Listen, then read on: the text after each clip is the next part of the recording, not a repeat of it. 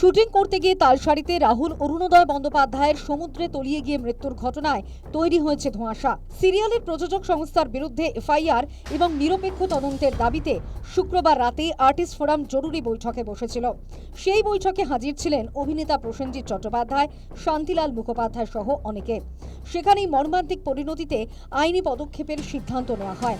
সিদ্ধান্ত অনুযায়ী শনিবার রাহুল পত্নী প্রিয়াঙ্কা সরকারকে নিয়ে রিজেন্ট পার্ক থানায় এফআইআর করলেন সংগঠনের সদস্যরা। রাহুলের মৃত্যুর 5 দিনের মাথায় প্রথম এফআইআর করা হলো।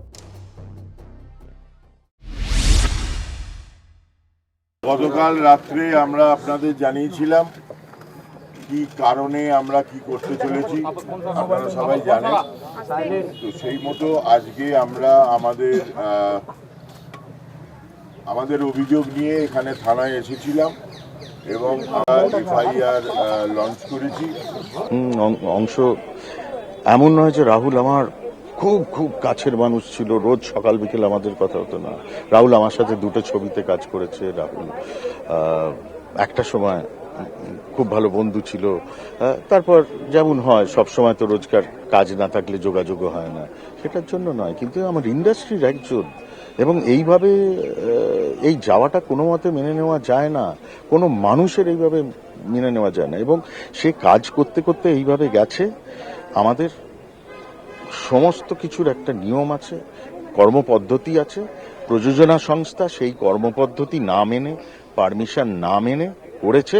প্রযোজনা সংস্থার সবাইকে রাস্তায় নামিয়ে জিজ্ঞেস করুন, আমাদেরকে জিজ্ঞেস করার থেকে তাদেরকে ডেকে এনে জিজ্ঞেস করুন তারা কি করেছে। এফআইআর এর পর রাহুলের মৃত্যুর নিরপেক্ষ তদন্তের দাবিতে মিছিল করে কলাকুশলী, অভিনেতা থেকে শুরু করে পরিচালকরা। টালিগঞ্জের টেকনিশিয়ান স্টুডিও থেকে মিছিল শুরু হয়ে শেষ হয় রাধা স্টুডিওতে। আওয়াজ উঠল জাস্টিস ফর রাহুল। প্রযোজনা সংস্থার বিরুদ্ধে দায় এড়ানোর অভিযোগ করা হয়েছে। রাহুলের সতীর্থরা চাইছেন অভিনেতার মৃত্যু নিয়ে সুস্পষ্ট এবং নিরপেক্ষ তদন্ত হোক। Channel, producer, artist forum, technicians সবাই মিলে একটা সেফটি প্রোটোকল তৈরি করবো, যাতে আমাদের কোনো কলাকুশলী কোনো শিল্পী আর আমাদের কাছে এগুলো চলতে পারে। পরিষ্কার দাবি যে রাহুল মানে এই যে ঘটনাটি, এর ঘটনার স্বচ্ছ তদন্ত হোক। এই ঘটনার স্বচ্ছ তদন্ত আমরা চাই। যে কিভাবে দুর্ঘটনা তো দুর্ঘটনাই, কিন্তু দুর্ঘটনার কবলে কেন পড়তে হলো, বা তার জন্য তাদের ওই টিমের তারা কেন সদস্যরা তারা কেন সামনে আসছেন না, বা সেই প্রোডাকশন হাউস কেন সামনে এসে সবাই পাশে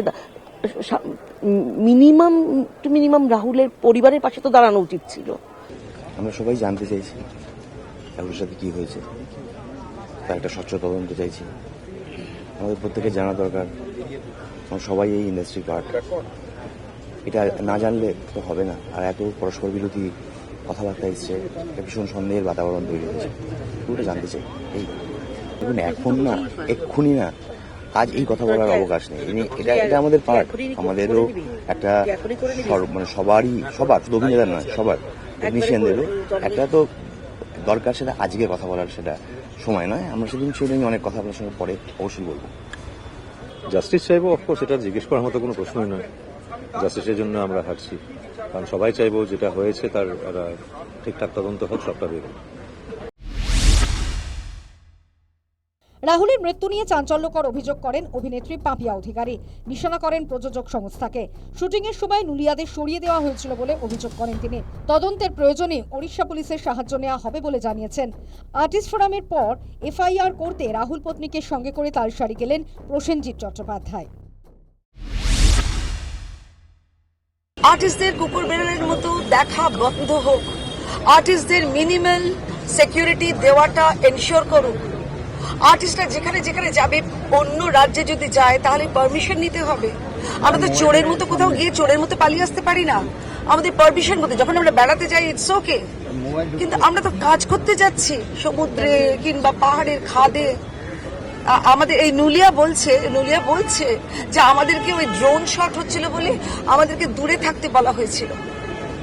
আর ততক্ষণে যখন ঘটনাটা ঘটলো, তাদেরকে ড্রোন তখনও চলছে, এত মানে যেটা আমি শুনেছি, এত ইরেসপন্সিবল যে একটা ছেলে ডুবে যাচ্ছে, মেয়েটিও ডুবে যাচ্ছে। এবং কি হলো, একটা এত বড় একজন আর্টিস্ট, এইরকম ভালো একটা সুন্দর মাপের শিল্পী সে নেই। রাহুল অরুণোদয় বন্দ্যোপাধ্যায়ের মৃত্যু নিরাপত্তার গরদের দিকটা চোখে আঙুল দিয়ে দেখিয়ে দিল বলে মনে করছেন অনেকে। ভবিষ্যতে রাহুলের মতো কেউ যাতে এমন মর্মান্তিক পরিস্থিতির শিকার না হন তা নিয়ে উঠছে আওয়াজ। এতে কি টনক নড়বে সংশ্লিষ্ট মহলের? উঠছে প্রশ্ন। News time.